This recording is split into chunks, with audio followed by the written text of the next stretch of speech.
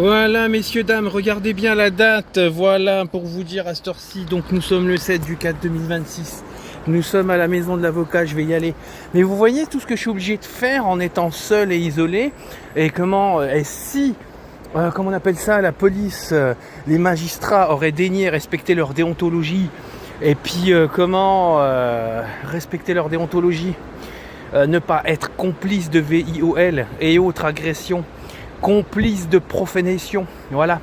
Si, comment dire, les magistrats d'Épinal, de Nancy, et puis maintenant, je vais vous dire, voire même de Metz, respecteraient leur déontologie, respecteraient une victime d'agression sexuelle et d'autres, qui a subi aussi des violences policières, on n'en serait pas là à cette heure-ci, et toujours obligé seul de régler les problèmes. Donc je vais régler le problème, comme de quoi on veut me faire passer une audition en GAV, sans avoir le droit, mes droits d'avocat. Voilà. Et dites-vous que, tellement ça va pas bien, j'ai à peine traversé la ville d'Épinal, j'ai le dos défoncé et mon trou du cul, je te le jure, c'est une marinade Tex-Mex. J'ai le cul explosé. Voilà, c'est horrible. Je chie du piment tellement, voilà. Et là, je vais rentrer à machin.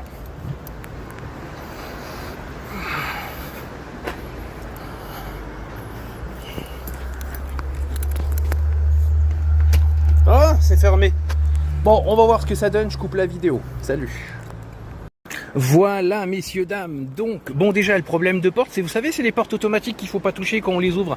Voilà, donc il a fallu que la femme sorte, venir me chercher dehors pour ouvrir la porte parce que j'ai encore fait une bêtise, voilà. Mais déjà, alors, je vous dis bien, là, vous ne voyez pas mon visage parce que, je vais vous mettre certains SMS de la manière que je communique. Donc, la femme m'a expliqué qu'il va avoir des avocats de permanence. Voilà. Donc, nous sommes le 7. Demain, il va avoir, ils vont avoir une réunion, les avocats. Ils vont discuter entre eux. Je sais pas ce qu'ils vont faire d'autre, mais voilà. Ils vont discuter. Et ils vont discuter. Mais il y a toujours un avocat de permanence. Donc, j'ai pas besoin de faire de procédure pour en trouver un ou autre. Donc il y aura des avocats de permanence. Mais moi, de toute façon, d'une manière ou d'une autre partie comme c'est, on se moque de moi. On me prend pour une fiente et tout le tintouin. On veut violer tous mes droits. Et ben bien sûr, non. Moi, je vais voir le docteur, je vais voir ce que j'ai dans l'estomac. Et puis on verra ce que dit le docteur. Et puis voilà, gros bisous messieurs, dames. Allez, salut, moi j'y vais, je vois pas comment je peux vous expliquer. Et je donnerai plus de précisions par message et mail aux gens concernés, que ce soit les magistrats ou les policiers ou les GPN. Salut, gros bisous. Oui, nous sommes toujours le 7, messieurs, dames, et regardez toujours l'image. Soyez attentifs à ce qui est dit et soyez attentifs en lisant bien ce qui est marqué sur les images. Voilà. Et je rajoute cette séquence de vidéo parce que je viens d'avoir l'IGPN au téléphone et il y avait un truc que j'avais oublié. Je vais utiliser les mots vice de procédure et ça confirme bien que si on m'oblige à faire une audition sans avocat, c'est un vice de procédure. Voilà. Et ce qui veut dire, dans tout ça, je vais ce soir voir mon docteur ce qu'il dira, je le dirai en vidéo, je le dirai par mail et tout ça. Et voilà, messieurs, dames, soyez attentifs à la lecture de tout ça, soyez machin chose. Et je cherche les mots vice de procédure. Gros bisous, messieurs, dames.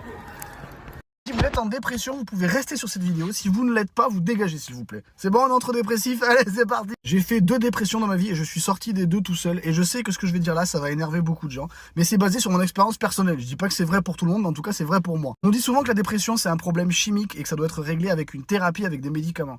Moi, je suis pas tout à fait d'accord avec ça. Parce qu'il y a des dépressions qui sont entièrement causées par un problème extérieur et quand tu règles ce problème-là, ta dépression disparaît. Alors qu'il y a des gens qui pensent que c'est eux qui devraient mieux accepter le problème extérieur et qui, du coup, laissent la dépression leur dire que c'est eux qui sont dysfonctionnels et c'est pour ça qu'ils passent leur vie entière sous antidépresseurs. Et pour moi, c'est pas normal. Je vous explique où je veux en venir. Pendant ma 2e dépression, j'étais dans un travail où j'étais bon dans ce que je faisais, mais je pouvais pas blairer ça. On était en horaire alterné et du coup, je dormais extrêmement mal. Et du coup, je me disais, putain, mais pourtant, je suis bon, je devrais aimer ça, c'est moi qui ai un problème. Et du coup, je me forçais à rester dans ce taf-là, alors que tout me disait de partir. En plus de ça, ma relation de couple n'allait pas bien du tout et je picolais tous les week-ends.